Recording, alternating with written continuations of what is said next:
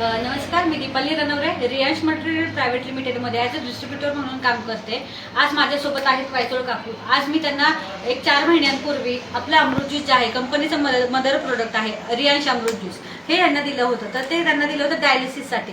तर त्यांना काय फरक पडला, किती पडला हे आपण काकूंच्या तोंडून एकदा ऐकूयात। नमस्कार काकू, आज तुम्हाला काकू आजार काय होता? काही पोटात दुखायचं, आणखीन काय व्हायचं?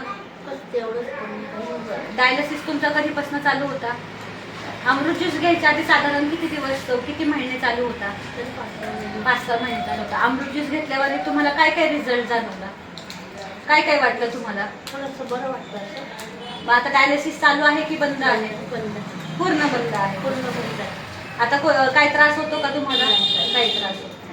तर बघा मित्रांनो, आज आपल्या अमृत ज्यूसने काकूंचं जे डायलिसिस चालू होतं, आठवड्यातनं 3 वेळा चालू होतं, ते पूर्णपणे बंद झालेलं आहे का? तर फक्त आपलं अमृत ज्यूस